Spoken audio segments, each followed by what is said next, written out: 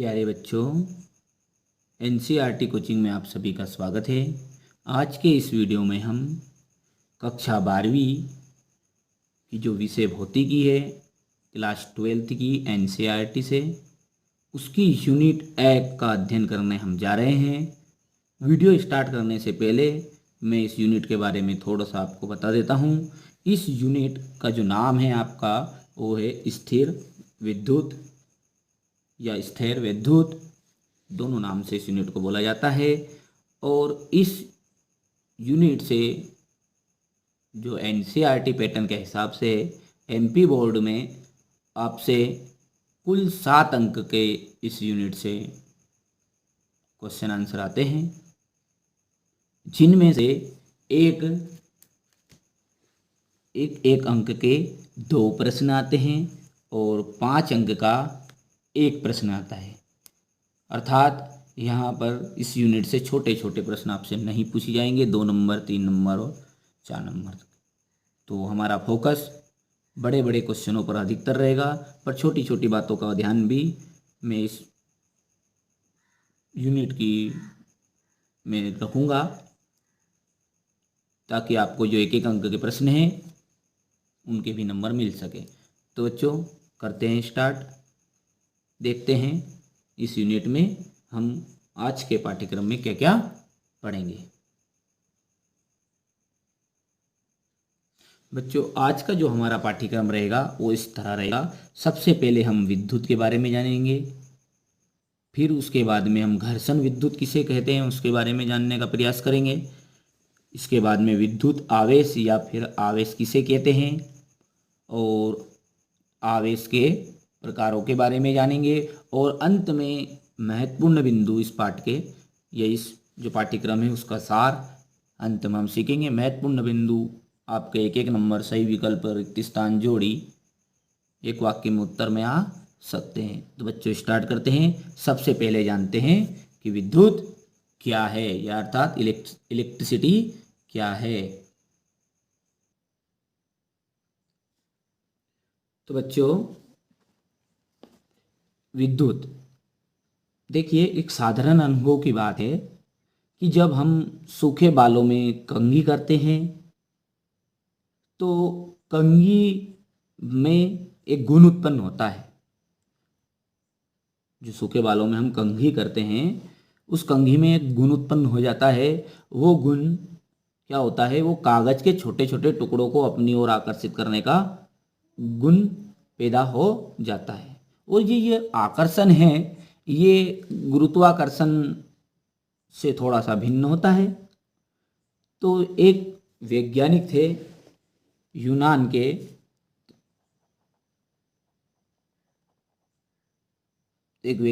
कौन से?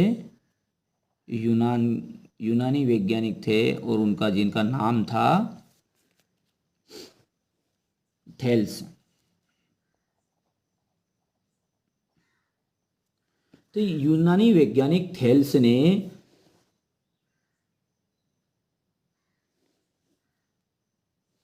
क्या देखा? बहुत पुराने समय की बात है, जब जो 6वीं शताब्दी थी, उसमें उन यूनानी वैज्ञानिक थेल्स ने देखा कि उन्होंने एक एम्बर नामक पदार्थ को ऊन से रगड़ा। किस पदार्थ को? एम्बर नामक पदार्थ था ये। इसको इन्होंने ऊन के साथ रगड़ा। किसके साथ? ऊन के साथ रगड़ा। तो इसमें उन्होंने देखा कि छोटे छोटे से एम्बर नामक पदार्थ में छोटे छोटे धूल के कणों को, पत्तियों को अपनी ओर आकर्षित करने का गुण आ गया। फिर थोड़े दिन के बाद इनकी चर्चा समाप्त हो गई यहीं पर। फिर लगभग थेल्स के बाद में 2000 वर्षों तक इस खोज के ऊपर किसी का ध्यान नहीं गया। 2000 वर्षों तक इस खोज पर किसी का ध्यान नहीं गया। तो क्या क्या बोला मैंने, फिर से रिपीट कर रहा हूँ। देखिए, यूनान के वैज्ञानिक थे, उन्होंने 6वीं शताब्दी में ही देखा कि एम्बर नामक पदार्थ लिया इन्होंने और उसे उनके साथ रगड़ा, तो जिससे इसमें धूल के कण और कागज के टुकड़ों को अपनी ओर आकर्षित करने का गुण आ गया।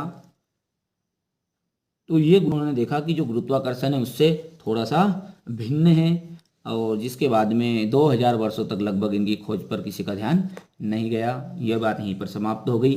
फिर इसके 2000 वर्षों के बाद 2000 वर्षों के बाद किसी का ध्यान नहीं गया, और उसके बाद में 1646 में,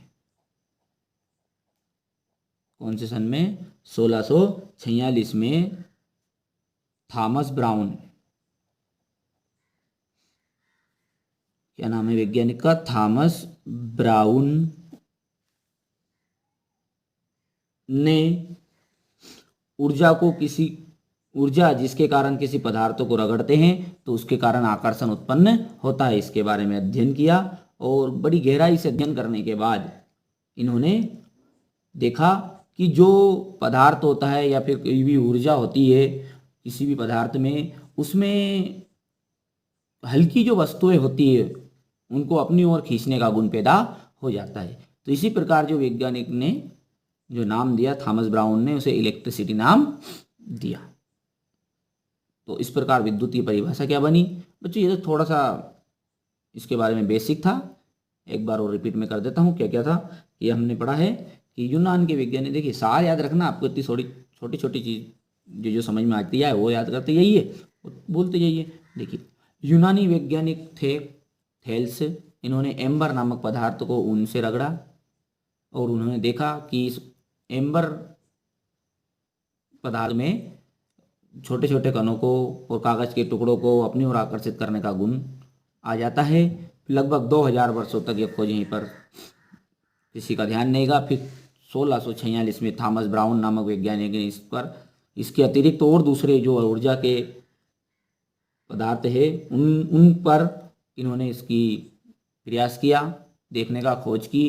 तो अंत में उन्होंने ये सार देखा कि जो भी ऊर्जा के पदार्थ है उनमें एक गुण ऐसा उत्पन्न हो जाता है कि वो हल्की वस्तुओं को अपनी ओर आकर्षित करते हैं। तो इस प्रकार विद्युत की डेफिनेशन किस प्रकार बनती है, तो हम विद्युत को परिभाषित इस प्रकार कर सकते हैं कि वहाँ ऊर्जा जिसके कारण किसी पदार्थ में हल्की वस्तुओं को आकर्षित करने का गुण उत्पन्न हो जाता है। क्या बोलेंगे डेफिनेशन विद्युत की, वहाँ ऊर्जा जिसके कारण किसी पदार्थ में हल्की वस्तुओं को आकर्षित करने का गुण उत्पन्न हो जाता है। और ये जो विद्युत है ये दो प्रकार की होती है, एक है धारा विद्युत और दूसरी है आपकी स्टैटिक विद्युत। बच्चों आपको थोड़ा समझ में नहीं आ रहा हो तो आप केवल वीडियो को ध्यान से सुनिए। अभी आपका पार्ट स्टार्ट हुआ नहीं है, बेसिक है, तो थोड़ा सा धारा विद्युत और स्टैटिक विद्युत। धारा विद्युत यह है कि जो विद्युत प्रभावित होती है, बहती है अर्थात प्रवाहित होती है, उसे धारा विद्युत कहते हैं। और स्टैटिक विद्युत, वहाँ विद्युत जो स्थिर रहती है उसे स्टैटिक विद्युत ऊर्जा या फिर स्टैटिक ऊर्जा कहते हैं। तो बच्चों इस प्रकार इसको देखा, आप लिख लीजिए।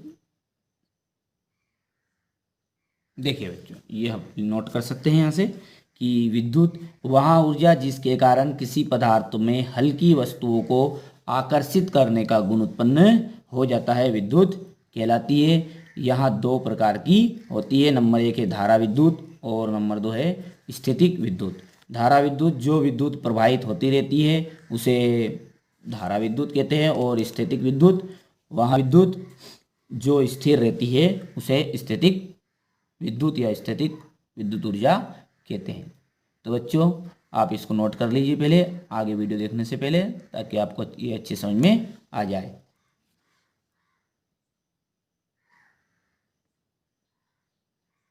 चलिए अब आता है हमारा दूसरा टॉपिक, घर्षण विद्युत। देखिए बच्चों हमने अभी जाना कि विद्युत क्या है, वहाँ ऊर्जा जिसके कारण किसी पदार्थ में हल्की वस्तुओं को आकर्षित करने का गुण उत्पन्न होता है आकर्षित करने का गुण उत्पन्न होता है उसे हम विद्युत कहते हैं। मुझे बाई मिस्टेक अभी थोड़ा सा यहाँ गड़बड़ हो गया था कि आकर्षित करने का गुण उत्पन्न हो जाता है उसे विद्युत कहते हैं। अब हम देखते हैं धारा विद्युत। मुझे ये जो गुण है, ये जो विद्युत है, ये किसके कारण उत्पन्न होते हैं? जब हम दो पदार्थों को रगड़ते हैं। तो चूंकि ये जो विद्युत है वो रगड़ने या घर्षण के कारण ही उत्पन्न होता है, इसलिए इसे घर्षण विद्युत भी कहते हैं। उस परिभाषा में आप इसे सेट कर लीजिएगा, ये आपकी परिभाषा है। यहाँ पर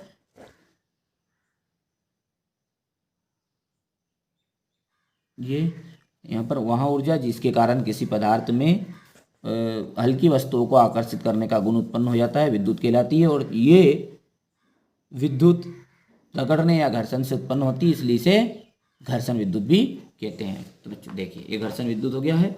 अब इसके बाद में हम आते हैं आवेश के ऊपर। किसके ऊपर आते हैं? आवेश के ऊपर।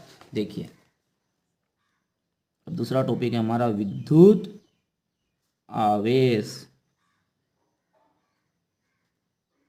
अब विद्युत आवेश देखिए, किसी भी पदार्थ का वहाँ विद्युतीय गुण जिसके कारण हम बल का अनुभव करते हैं, ताकत का अनुभव करते हैं कि इस पर ताकत लग रही है कि नहीं लग रही, खींचने की ताकत लग रही है कि, जिसे हम कंघी को बालों में रगड़ ले, जिसके बाद में कागज के टुकड़े के पास में ले जाएंगे या मिट्टी कणों के साथ, तो मिट्टी के कणों को अपनी ओर आकर्षित कर जाएंगे और चिपक जाएंगे। तो यही तो किसी पदार्थ का वहाँ विद्युतीय गुण जिसके कारण बल का अनुभव होता है, जिसके कारण क्या होता है? हमें बल का अनुभव होता है, उसी को हम बोलेंगे विद्युत आवेश। और जो ये विद्युत आवेश है, इसका एसआई पद्धति में मात्रक कूलाम है। महत्वपूर्ण चीज़ है बच्चों, ध्यान से सुनिएगा। वीडियो भले ही लंबा हो रहा है पर मैं एक एक चीज़ को अच्छे से कंप्लीट करवाने का प्रयास कर रहा हूँ। कूलाम, तो विद्युत आवेश का जो मात्रक है वो क्या होता है? एसआई पद्धति में कूलाम। आपसे पूछा जाता है 1 नंबर में, विद्युत आवेश का एसआई पद्धति में मात्रक क्या है? तो कूलाम है। देखिए, या फिर आवेश का मात्रक कूलाम वही है। अब आगे देखते हैं कि जो ये विद्युत आवेश है, ये आवेश है, ये 2 प्रकार का होता है। एक तो धनावेश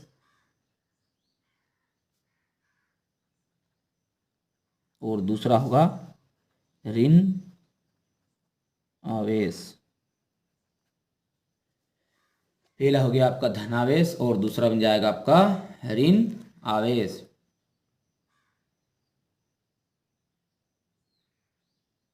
अब धनावेश देखते हैं। तो ये जो धनावेश है, जब ये क्यों कैसे होता है कि जैसे 2 पदार्थों को हमने रगड़ा, तो मान लिया जाए 2 पदार्थ लिए, कांच की छड़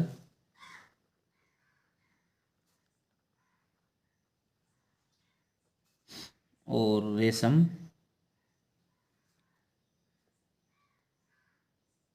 का कपड़ा।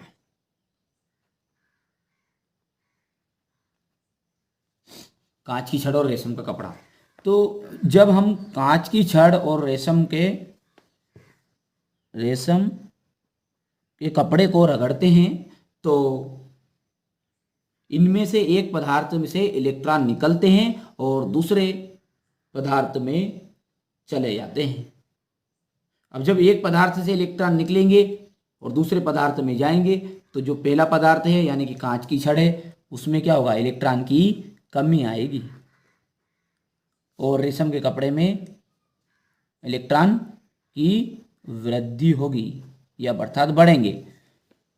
तो जिस पदार्थ में इलेक्ट्रॉन की कमी होगी उस पर धनावेश आएगा, और जिस पर इलेक्ट्रॉन की वृद्धि होगी उस पर ऋणावेश आएगा। देखिए सुनने में उल्टा लग रहा होगा, पर ध्यान से सुनिए कि ये कमी होगी यानी कि ये दे रहा है इलेक्ट्रॉन, तो देने वाला हमेशा बड़ा होता है यानी कि दाता होता है, लेने वाला ग्राही होता है।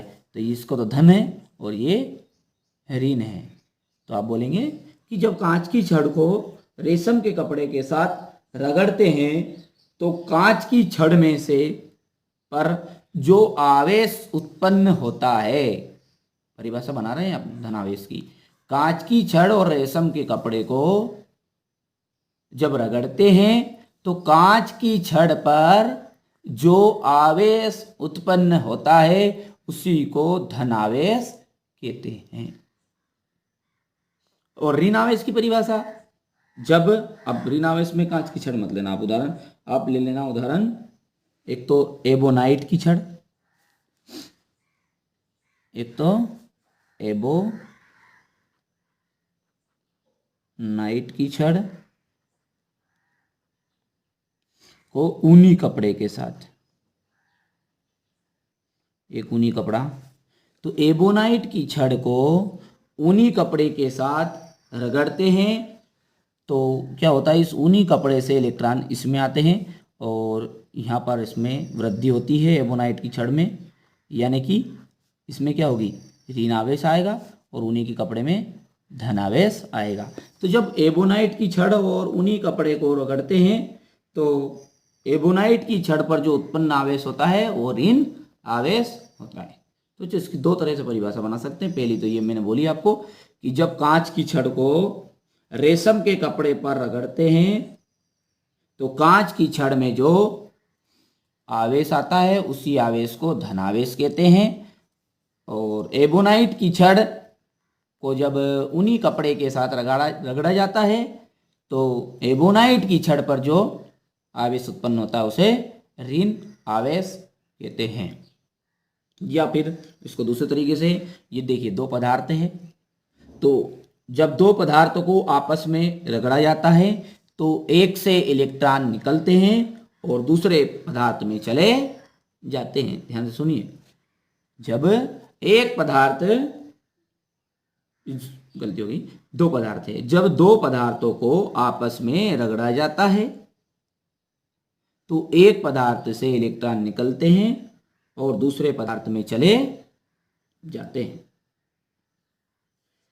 तो जिस पदार्थ में, अब एक पदार्थ में स्वाभाविक बात है कमी आएगी और एक में वृद्धि होगी, तो जिस पदार्थ में इलेक्ट्रॉन की कमी होती है उस पर उत्पन्न आवेश को ही धनावेश कहते हैं। देखिए फिर से सुनिए, जब दो पदार्थों को आपस में रगड़ा जाता है तो एक पदार्थ से इलेक्ट्रॉन दूसरे पदार्थ में चले जाते हैं। तो जिस पदार्थ में इलेक्ट्रॉन की कमी होती है उस पर जो आवेश उत्पन्न होता है उसी को धनावेश कहते हैं। इसी प्रकार ऋण आवेश की परिभाषा कि जब दो पदार्थों को आपस में रगड़ा जाता है तो एक पदार्थ से इलेक्ट्रॉन निकलकर दूसरे पदार्थ में चले जाते हैं। तो जिस पदार्थ में इलेक्ट्रॉन की वृद्धि होती है उस पर उत्पन्न आवेश को ऋण आवेश कहते हैं। समझ रहे आप, जिसमें कमी होगी उसमें धन आएगा, उल्टा लग रहा है पर देखिए भैया कमी जिसमें है वो देने वाला है और लेने वाला में वृद्धि हो रही है, वो तो मांग के ले रहा है, तो इस कारण से वो छोटा रहेगा और ये बड़ा रहेगा, यानी कि वो धन करेगा और ये धन करेगा। तो बच्चों आप इसको इस प्रकार सेट कर सकते हैं। देखिए ये प्रश्न आपका मैंने बना दिया है, हालांकि इसी प्रकार पूछा नहीं जाएगा परीक्षा में, परीक्षा में आपसे एक अंक पूछ जाएंगे और बड़े बड़े प्रश्नों को मैं बता दूंगा जो जो मोस्ट इंपॉर्टेंट प्रश्न रहेंगे।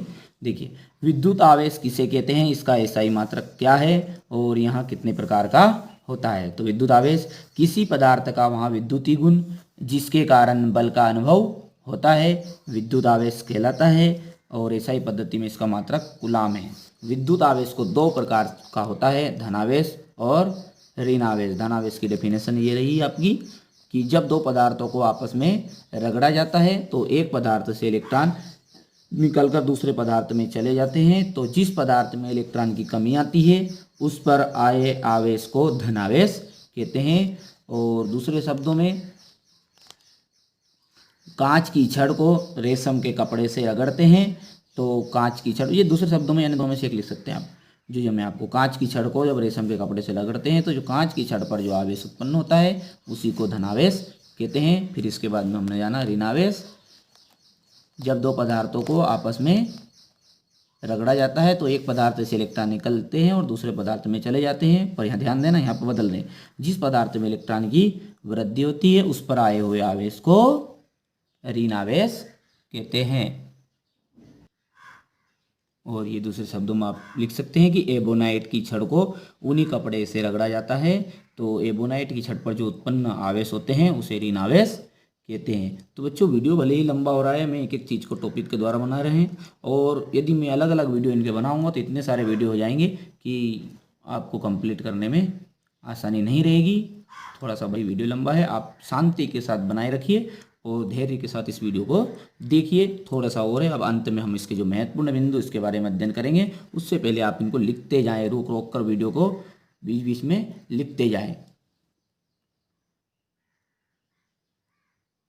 देखिए बच्चों, अब ये जो कांच की छड़ है और ये भी कांच की छड़ आपकी ली गई है, और गौर से आप देख रहे हैं कि इस पर भी कौन सा आवेश है, धनावेश है, और इस पर भी धनावेश है।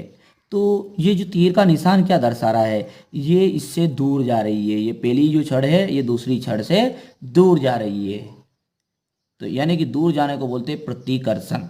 और जो पास पास आएगा मिलेगा इस तरह, जैसे ये हाथ मेरा जा रहा है, ये छड़ इधर है यहाँ पर, और ये छड़ जब इन दोनों को नजदीक ले जाएंगे तो इस प्रकार नहीं आएगी, ये इस प्रकार होती जाएगी। प्रतिकर्षण का गुण उत्पन्न इस प्रकार दूर जाएगी। तो जिन आवेशों में कौन से आवेश है, धनावेश है, तो इनमें दो जब आवेश लेंगे, यानी कि धनावेशों के बीच में, है ना, दो जो धनावेश है, जो छड़ ली इसके पास भी धनावेश है और इसके पास भी धनावेश है, तो जो धनावेश है इन दोनों के बीच में आपस में क्या होता है, प्रतिकर्षण होता है, यानी कि दूर दूर जाते हैं। तो हम लिख सकते हैं, पहला पॉइंट महत्वपूर्ण बिंदु है, बहुत बड़े ध्यान से सुनिएगा, सही विकल्प रिक्त स्थान सत्य सत्य में आता है कि धनावेश एक दूसरे को क्या करते हैं, ये धनावेश है ना, दोनों धनावेश एक दूसरे को क्या करते हैं, प्रतिकर्षित करते हैं। या फिर से सुन लीजिए बात को, धनावेश एक दूसरे को क्या करते हैं, प्रतिकर्षित करते हैं। और दो धनावेशों के बीच में कौन सा पाया जाता है, तो दोनों धनावेशों के बीच में प्रतिकर्षण होता है, ऐसा बोल सकते हैं। धनावेश एक दूसरे को प्रतिकर्षित करते हैं। क्लियर है? अब आगे का देखते हैं। देखिए बच्चों, यहाँ पर अब कौन से आवेश दिख रहे हैं आपको, ऋणावेश, ये भी ऋणावेश। तो और अब मैंने अभी बताया, ये तीर का निशान ये दर्शा रहा है कि ये दूर इससे जा रही है, यानी कि क्या हो रहा है, प्रतिकर्षण हो रहा है। तो जो ऋण आवेश है वो भी एक दूसरे को क्या करते हैं, प्रतिकर्षित करते हैं, यानी कि दो ऋण आवेशों के बीच में कौन सा गुण पाया जाता है, प्रतिकर्षण का गुण पाया जाता है या प्रतिकर्षण होता है। क्लियर है? और एक बात और ध्यान दीजिए, दोनों जब एक जैसे आवेश है तो उन आवेशों को बोलेंगे सजातीय आवेश, यानी कि सीधी सी बात है कि एक ही जात के आवेश। तो यहाँ पर ये सजातीय आवेश है। क्या है? सजातीय आवेश। क्या वर्ड बोल रहा हूँ मैं? सजातीय। सजातीय आवेश किनको बोलेंगे?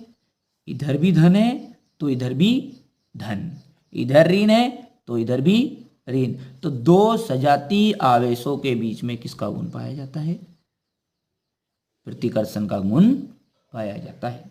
या दो सजातीय आवेश एक दूसरे को क्या करते हैं?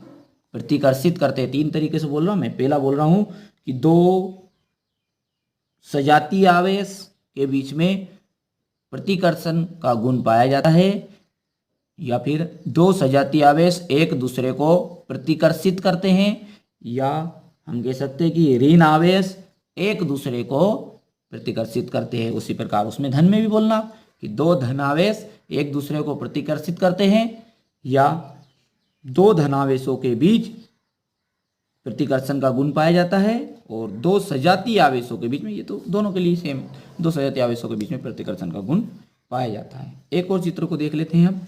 ये रहा आपका तीसरा चित्र। इसमें गौर से देखेंगे बच्चों आप, तो क्या दिख रहा है आपको कि एक धन है और एक ऋण है। अब जो ये कांच की छड़ है और यहाँ पर एबोनाइट की छड़ ली है हमने, तो इन दोनों को आप गौर से देख रहे थे। ये जो एबोनाइट की छड़ है ये इस प्रकार जा रही है और ये इस प्रकार जा रही है, यानी कि दोनों आके मिलने का काम कर रही हैं। तो कौन सा गुण पाया जाता है? देखिए आकर्षण, आकर्षण होता है पास पास। तो ये देखिए दो अलग अलग आवेश है कि या एक जैसे आवेश है? तो हम बोलेंगे अलग अलग आवेश। तो धनावेश और ऋण आवेश एक दूसरे को क्या करते हैं, यहाँ आकर्षण लिखा, आपको आकर्षित बोलना है। धनावेश और ऋणावेश एक दूसरे को आकर्षित करते हैं। क्या करते हैं, आकर्षित करते हैं। या फिर दो, अब देखिए वो जो एक जैसे थे उनको तो हमने बोल दिया सजाती, अब इसका नाम भी तो होगा कुछ, इसका नाम है विजाती। क्या बोलेंगे इसे, विजाती।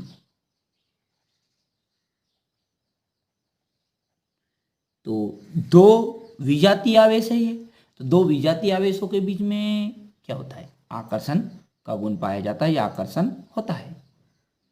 तो इस प्रकार बच्चों कुछ हम महत्वपूर्ण बिंदुओं पर निकले हैं, इनका मैंने थोड़ा सार निकाला है। आइए देखते हैं वो कौन कौन से महत्वपूर्ण बिंदु है।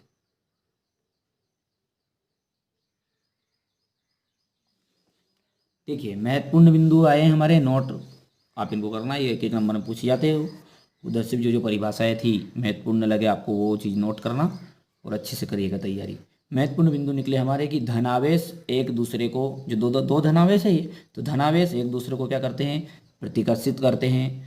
ऋणावेश एक दूसरे को वो भी प्रतिकर्षित करते हैं, पर लेकिन एक धनावेश और एक ऋणावेश था, वो एक दूसरे को क्या करते हैं, आकर्षित करते हैं। अर्थात हम कह सकते हैं कि सजातीय आवेशों में तो क्या होता है, प्रतिकर्षण होता है, और विजातीय आवेशों में आकर्षण होता है। तो बच्चों वीडियो भले ही लंबा हो गया है, मेरे हिसाब से जो मेरी सोच है उसके हिसाब से क्या है, मैं आराम आराम से ही वीडियो को बनाऊंगा, पर वीडियो लंबा होने के लिए मैं माफ़ी चाहता हूं बच्चों। पर देखिए आप पहली या दूसरी या फिर 8वीं 7वीं क्लास में नहीं हैं, आप 12th में हैं, इसलिए आपको बड़े धैर्य के साथ पढ़ना होगा और सभी तरीकों के छोटी छोटी चीज़ों पर फोकस देना होगा, ताकि परीक्षा वाला बोर्ड वाले जो होते हैं वो प्रश्नों को कहीं से भी पूछ सकते हैं। इसी कारण से छोटी छोटी बातों को बताएंगे तो समय तो लगेगा, इसलिए आप वीडियो को बड़े धैर्य के साथ देखिएगा और अच्छे से तैयारी करिएगा। मेरा पूरा प्रयास रहेगा कि आप परीक्षा में अच्छे से अच्छे अंक प्राप्त करें,